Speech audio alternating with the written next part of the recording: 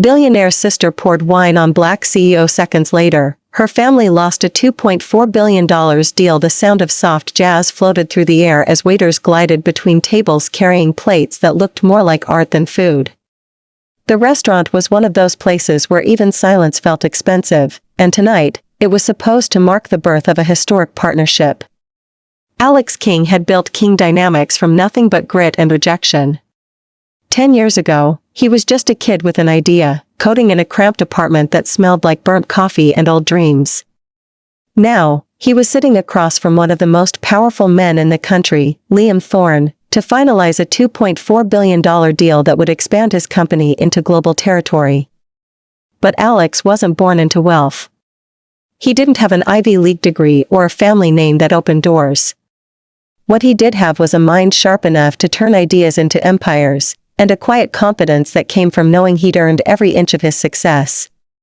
He'd walked into that restaurant dressed simply, a tailored white shirt, dark slacks, nothing flashy. His presence didn't shout money, it whispered power. Yet from the moment he sat down, he could feel Chloe Thorne's eyes burning through him like a laser. She was Liam's younger sister, known for her sharp tongue and sharper pride. She wasn't part of the business, but she liked being seen, liked reminding people that she belonged to the Thorne name. To her, Alex didn't belong at that table. He could sense it in her smirk, in the way her eyes slid over him like he was a waiter who'd made a mistake. Still, Alex stayed composed. This was business, and business, he told himself, was about control. Liam greeted him warmly enough. "Alex, I've gone through the projections your team sent. It's impressive work. I think this partnership could take us both to new heights." Alex smiled faintly. "That's the goal, Mr. Thorne. Growth without compromise." Chloe's laughter cut in, soft but biting. "Growth without compromise? Cute. You sound like those motivational speakers they hire for charity events." Liam shot her a warning look, but Alex didn't react. He'd dealt with worse. Every successful man who looked like him had. The trick was never to let them see your irritation, because they wanted that reaction. Dinner continued, the conversation shifting between numbers, logistics, and future expansion plans. For a while, things were smooth, even promising. Liam seemed genuinely impressed by Alex's composure and clarity. But Chloe wasn't finished. As Alex reached for his glass of water, she leaned back, her tone dripping with condescension. "You know," she said, "this table is for guests of the club. The help usually eats in the back." The entire table froze. The waiter standing nearby stopped mid-step. Even the music seemed to falter for a moment. Alex felt the weight of 1,000 silent eyes. His jaw tightened, but he refused to give her the satisfaction of anger. He turned calmly to Liam, his expression unreadable. "I think we were discussing the production timeline," he said evenly. Liam shifted uncomfortably, clearly embarrassed, but he said nothing. And that silence, that cowardly silence, told Alex everything he needed to know. Chloe, feeling ignored, flushed with anger. Her hand reached for her wine glass, her lips curling into something cruel. And then, with the grace of a spoiled child, she tipped it. The red wine poured down Alex's pristine white shirt, spreading across the fabric like a wound. The liquid dripped onto the floor, staining everything in its path. Chloe smirked. "Now you have a reason to leave," she said. The restaurant went still. Not a sound. Every pair of eyes turned to Alex, waiting to see what he'd do. But he didn't shout. Didn't flinch. Didn't even raise his voice. He simply reached for his napkin, dabbed a drop from his hand, and met Liam's stunned gaze. "I see now," Alex said softly, his tone calm but razor sharp. "A business partner is only a partner if they look like you. Your company's true colors are now very clear. And they're red." He stood up, slow and deliberate, the soaked shirt clinging to his chest. Then he pulled out his phone, typed a single text, and slid it back into his pocket. "Our deal is off. Every last cent of it. Have a good evening." He walked out without looking back. And just like that, In the time it takes to spill a glass of wine, a $2.4 billion deal evaporated. Back at the table, Liam's phone buzzed. One message from his finance chief confirmed what he already feared: the contract was gone.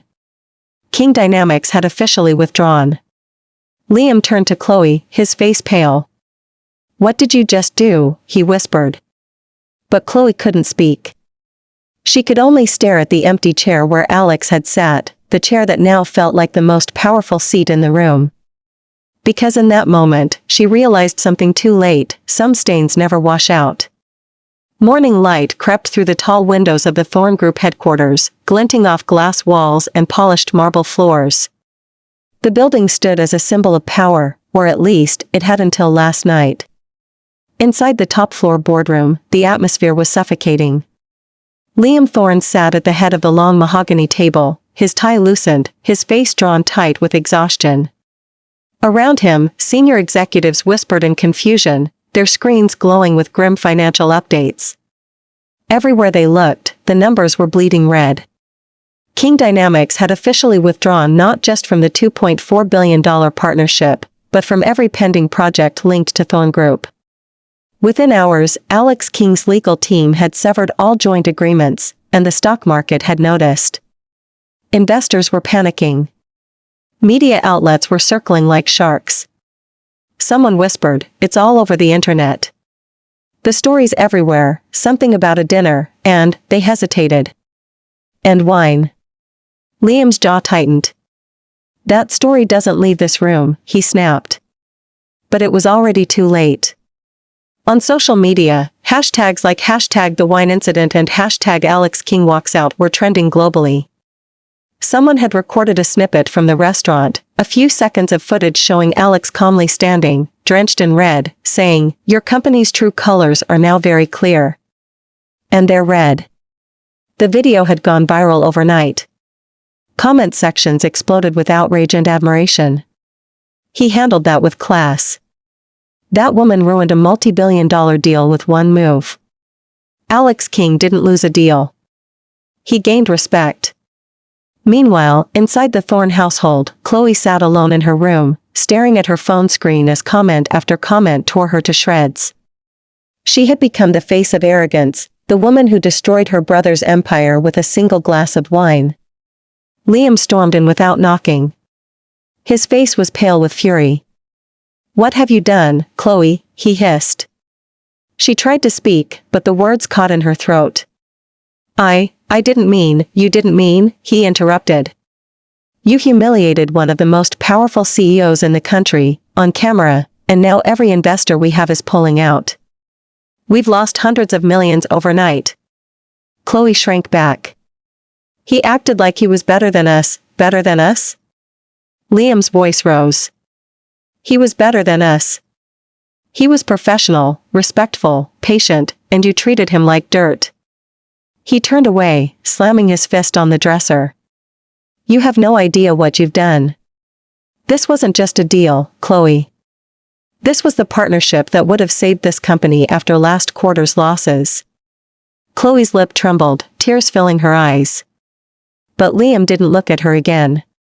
He just walked out, slamming the door behind him. Across town, Alex King sat in his office overlooking the city skyline. His assistant entered quietly, placing a tablet on his desk. "It's all over the news, sir," she said. "Everyone's talking about last night. They're calling you the man who walked away from billions with grace." Alex didn't smile. He stared out the window, his reflection calm and unreadable. "Did our statement go out?" "Yes, sir. The official press release says the deal was terminated due to irreconcilable ethical differences." "Good," he said softly. "Let them read between the lines." He leaned back, clasping his hands. The entire country was watching him now, and for once, not as the outsider trying to prove himself, but as a man who commanded respect.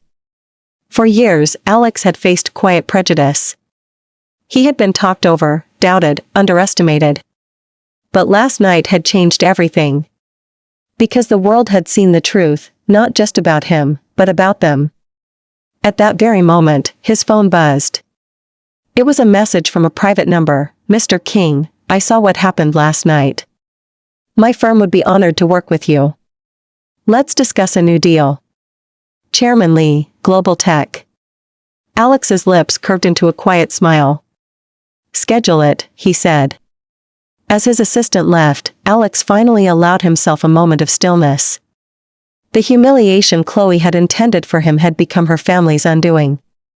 And in the ashes of their arrogance, he was building something stronger, cleaner, his own empire of integrity. Back at Thorn Group, chaos deepened. Executives resigned. Clients backed out. Journalists camped outside the building. Liam could barely keep up with the damage. His PR team begged for a public apology from Chloe, but every time she tried to speak, the backlash only grew louder. The internet didn't forgive easily. By the end of the week, Thorn Group's shares had dropped by 38%. Analysts called it the wine effect. Liam sat alone in his dark office, the sound of his phone vibrating endlessly on the desk, calls from board members, investors, even old friends now turning their backs. He picked it up once, hesitated, then threw it aside. Somewhere out there, Alex King was thriving, untouched, respected, admired. And Liam Thorne was learning the hardest truth of all: when pride meets integrity, integrity always wins. The morning after the scandal, the world of business looked very different. King Dynamics headquarters was alive with motion, journalists gathered outside, cameras flashing, investors calling non-stop. But inside the sleek glass tower, Alex King was the calm center of the storm. He walked through the halls in a dark suit, expression composed, every step measured. Employees looked up as he passed, admiration in their eyes. The incident that was supposed to humiliate him had done the opposite. It had turned him into a symbol of composure, dignity, and quiet strength in a world still infected by prejudice. The footage from that night had become more than viral, it had become iconic. A still frame of Alex standing, drenched in wine, saying, "Your company's true colors are now very clear." And their red was plastered across every major business magazine. His story had become a lesson. And in that lesson, his reputation had transformed. 3 days later, Alex was in Singapore, standing at the edge of a massive conference room overlooking Marina Bay. The room was filled with the heads of several global tech firms, all of whom had requested private meetings with him. "Mr. King," said Chairman Lee of Global Tech, shaking his hand. "You may have lost a contract, but you've gained something much greater: respect. Everyone in this room watched how you handled yourself. We want to work with that man." Alex nodded. "Respect is worth more than money," he said quietly. "True," Lee agreed. "But in your case, it's bringing you both." By the end of the week, Alex had signed 3 new deals totaling nearly $5 billion in projected revenue. His company's stock value doubled, investors flooded in, and the world began calling him the man who turned humiliation into empire. But for Alex, it wasn't about revenge. It was about principle. He never once mentioned Liam Thorne or his sister by name in public. He didn't need to. The world already knew who had been on the other side of that table. Meanwhile, across the ocean, the Thorne Group was collapsing. Liam had aged 10 years in a matter of weeks. The company's major partners had pulled out, media scrutiny was brutal, and public confidence had evaporated. Every time Chloe's name trended online, the company's value dropped further. Their once shimmering empire had become a cautionary tale. Chloe barely left her room. The arrogance that once clung to her like perfume was gone, replaced by quiet, sleepless guilt. Her phone buzzed constantly with messages from former friends, reporters, and critics. She deleted them all. Her brother barely spoke to her. When he did, it was with cold distance, like she was a stranger. But the guilt didn't stop her curiosity. Late one night, she watched one of Alex King's interviews online. He was seated calmly across from a host, his voice steady, his tone humble. "It wasn't about race," he said softly. "It was about respect. You can have money, but that doesn't mean you have class. I don't hold grudges, I hold standards." The audience had applauded. Chloe's throat tightened. She replayed that sentence over and over, the words cutting deeper each time. She had destroyed a man's shirt, and in return, he had destroyed her illusion of superiority. That night, she couldn't sleep. For the first time, she saw herself clearly, not as the elegant woman she pretended to be, but as someone small and cruel. Someone who had confused privilege for worth. Months passed. King dynamics expanded across Asia, Europe, and the Middle East. Alex became one of the youngest CEOs ever to be invited to the Global Business Forum in Geneva, an annual gathering of the world's most powerful figures. The irony was sharp, the Thorns had once sponsored that same event. This year, their name wasn't even on the guest list. But fate has a strange sense of timing. 2 weeks before the conference, Alex's assistant entered his office with a stack of folders. "Sir, one of the event organizers reached out. Apparently, the Thorns' new consulting branch has requested to attend." Alex paused, looking up. "The Thorns?" "Yes, sir. Liam Thorne's sister, Chloe, will be representing them. She's leading their attempt to rebuild." He was silent for a long moment. Then, almost absently, he said, "Approve it." The assistant hesitated. "Are you sure?" "I don't hold grudges," Alex replied quietly. "Just standards." The forum's opening night was a spectacle of power. Lights, cameras, and a sea of tailored suits filled the grand hall. Alex walked in, his presence commanding immediate attention. Reporters swarmed, flashes of light following his every step. Across the room, Chloe stood by the refreshments table, her hands trembling slightly as she adjusted her lanyard. Her once glamorous confidence had faded into something quieter, humility. She had cut her hair, traded designer gowns for a simple black suit. When she saw Alex enter, her heart froze. He looked exactly as she remembered, calm, sharp, untouchable. Their eyes met across the room. She almost looked away, but didn't. She walked toward him slowly, the murmur of the crowd fading into silence in her ears. When she finally stood in front of him, she could barely meet his gaze. "Mr. King," she said softly, her voice trembling. I don't expect forgiveness. I just needed to say I'm sorry. For everything." He studied her quietly. For a long moment, he said nothing. Then he spoke, voice low and steady. "You don't owe me an apology," he said. "You owe yourself one." Her eyes filled with tears. "You have every right to hate me." Alex shook his head. "Hate is a waste of time. What you did taught me something valuable, about people, about pride. And about peace." He turned slightly, looking out toward the hall filled with executives. "This world doesn't need more powerful people, Miss Thorne. It needs better ones." She swallowed hard, nodding. "I know that now." For a moment, the past hung between them, the red wine, the silence, the shame, all of it fading like an old photograph. Then Alex extended his hand. "Good luck rebuilding," he said simply. Chloe hesitated, then shook it. Her grip was weak, but her voice was steady. "Thank you for giving me the chance to say this." He nodded once, then walked away, his stride unhurried, his presence commanding the room once again. As he disappeared into the crowd, Chloe exhaled shakily. She knew that handshake wasn't forgiveness, it was a line drawn between who she was and who she wanted to become. That night, as Alex delivered his keynote speech, integrity as the foundation of leadership, the audience hung on every word. "Power," he said, "isn't about control. It's about choice. The choice to rise above arrogance. The choice to walk away when others would stay silent. The choice to build, even after being broken." The applause was thunderous. And among the crowd, Chloe Thorne stood at the back, clapping through quiet tears, knowing that the man she once tried to humiliate had become everything she was not, untouchable, graceful, and free. In the months that followed, Alex's company soared to unimaginable heights.